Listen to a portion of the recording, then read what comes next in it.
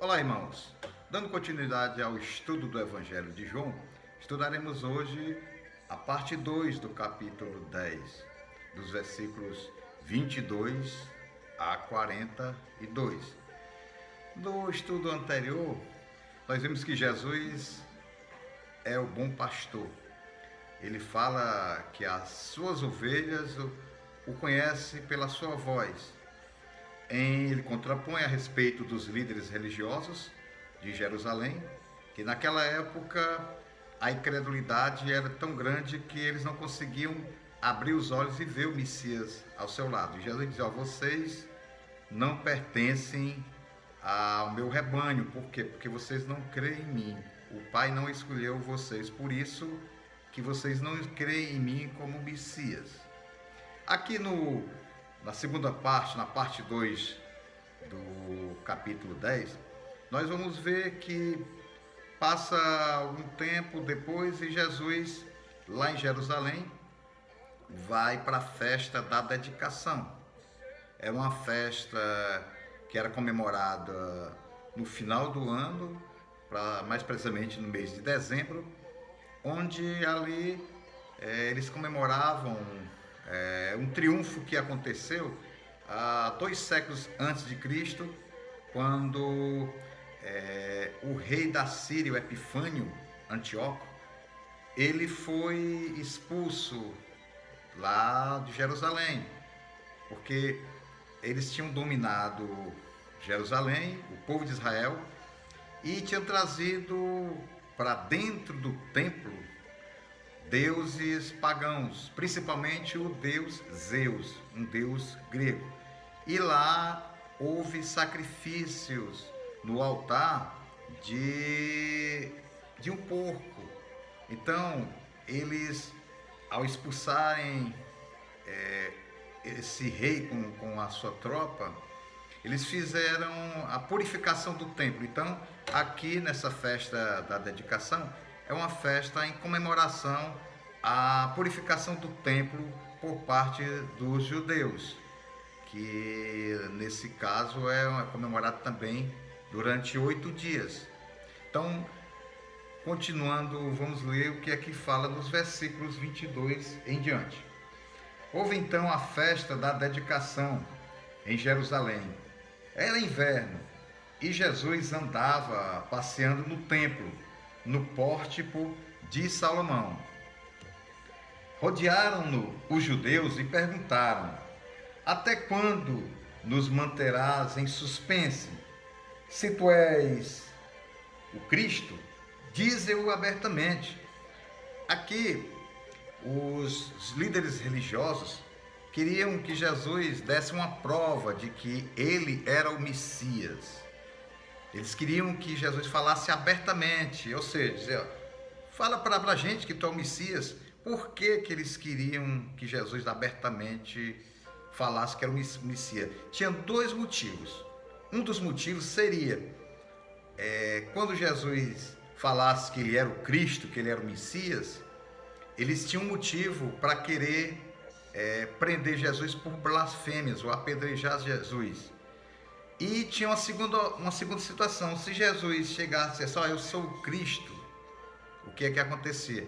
Eles poderiam fazer com que Jesus pudesse assumir o trono do rei de Israel, um trono político, para que pudesse expulsar os romanos lá de Jerusalém e tivesse o que dizia a profecia de que viria um rei eterno que tomaria todo o poder do mundo e que esse rei seria lá em Israel. Eles achavam que esse rei era um rei literal, um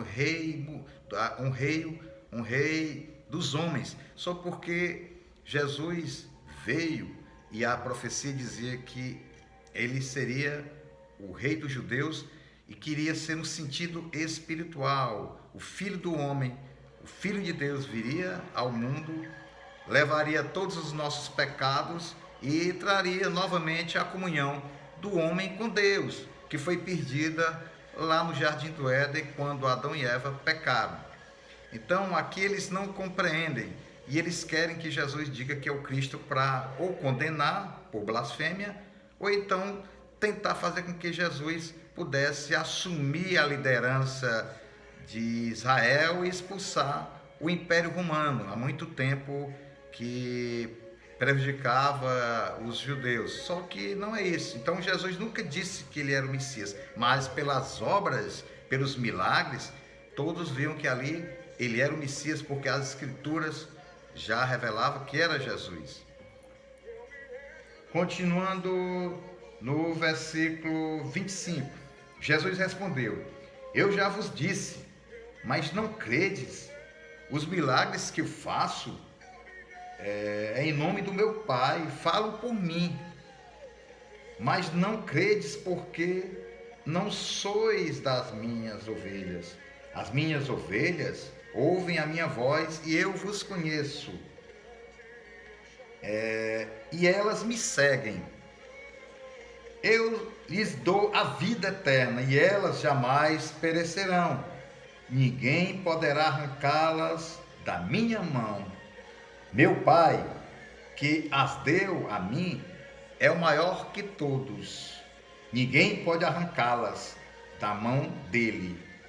Eu e o Pai somos um. Quando Jesus fala a respeito aqui do rebanho, ele volta ao que ele tinha falado a respeito do bom pastor, de que o bom pastor recebia do Pai as ovelhas, ou seja, aquelas pessoas que iriam ser salvas, aquelas pessoas que seriam guiadas por Jesus, aquelas pessoas que iam crer no Filho de Deus. Então, essas pessoas ouviam a voz do pastor e seguiam. Aqui Jesus está dizendo: vocês querem que eu diga que eu sou o Cristo? O que eu fiz, os sinais que eu realizei durante esse meu período aqui na terra, e vocês querem um sinal. Tudo que eu faço é pela vontade do Pai. Vocês têm que crer que a obra que eu faço é o Pai que me enviou para que eu possa fazer esses sinais, porque eu não faço por mim mesmo, mas faço porque o Pai está comigo e eu estou com o Pai. Aqui eles dizem: eu e o Pai somos um. Nesse momento aqui, eles tentam apedrejar Jesus por causa dessa afirmação de que Jesus diz: eu e o Pai somos um. Jesus aqui, ele diz que ele e o Pai é um. Ele não está querendo dizer que é apenas uma pessoa, mas que a pessoa de Deus Pai, junto com a pessoa de Deus Filho, eles têm uma essência em comum, a divindade, de que eles são o Deus Supremo, de que representa, junto com o Espírito Santo de Deus, a terceira pessoa, a Trindade, Deus Pai, Deus Filho e Deus Espírito Santo. Jesus, quando diz que eu e o Pai somos um, ele está dizendo que o que o Pai faz, eu faço, representa a unidade, e que tanto ele como eu temos a essência em comum de Deus. Aqui é a divindade completa da Trindade, o Pai, o Filho com o Espírito Santo de Deus, as três pessoas da Trindade. Aqui restabelece Deus Pai e Deus Filho. E eles aqui vão tentar apedrejar Jesus, mas não é chegada a hora, porque a hora de Jesus ser preso tinha todo o controle do Pai. Os judeus, eles não poderiam tocar em Jesus se não fosse a hora certa para que Jesus pudesse ir àquela cruz. Continuando, olha só o que eles responderam, versículo 31. De novo, os judeus pegaram em pedras para apedrejá-lo. Mas Jesus lhes disse: tenho-vos mostrado muitos grandes milagres procedentes do meu Pai. Por qual deles me apedrejais?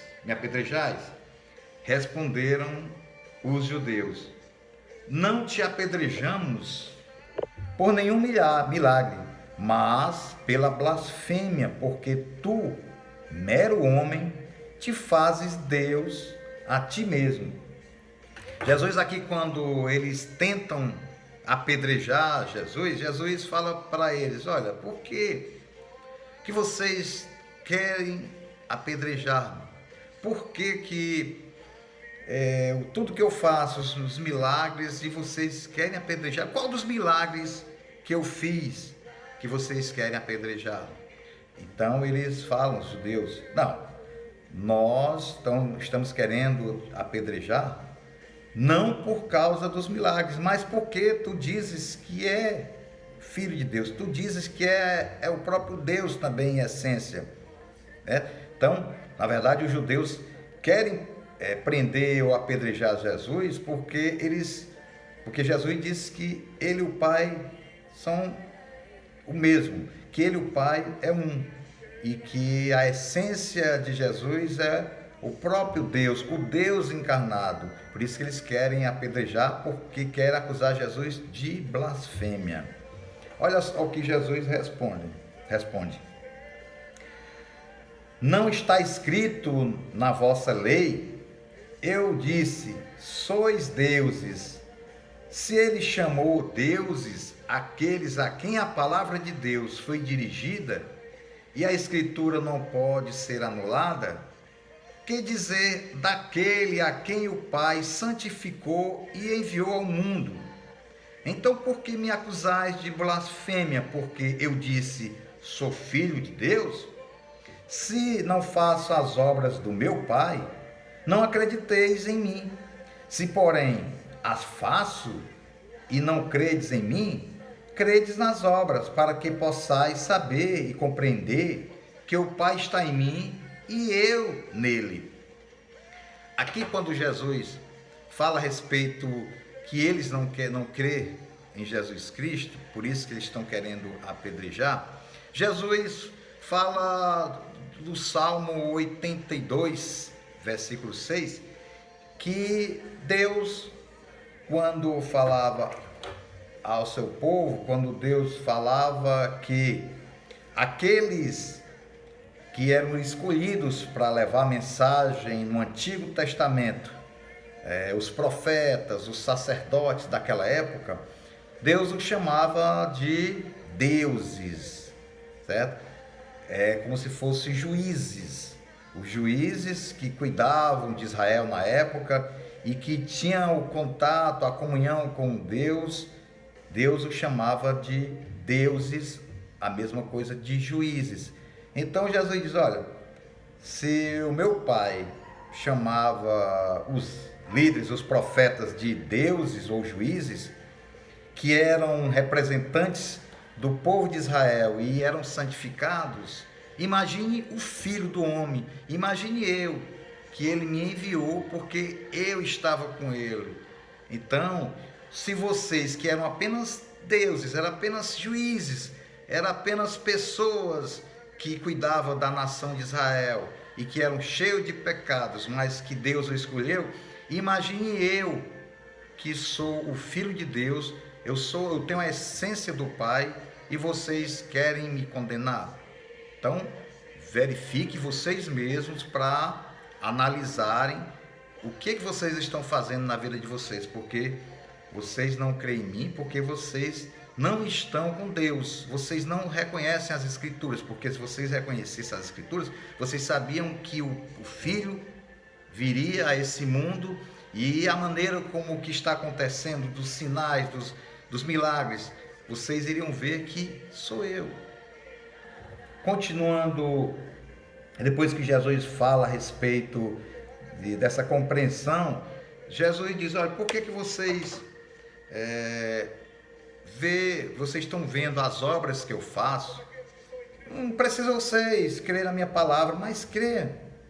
Eu quero que vocês acreditem, que vocês creem que eu fiz os milagres. Tudo que vocês viram durante esse período que eu tive aqui, esses 3 anos e meio que Jesus operou milagres e mostrava que realmente ele era o Messias, Jesus diz, olha, não precisa nem vocês crer na minha palavra, mas que vocês possam crer nos milagres, que tudo que aconteceu foi através da vontade do Pai, pois sem a vontade do Pai, nada disso teria acontecido, porque ele me enviou, eu estava lá no alto, vim para cá para cumprir a missão dele.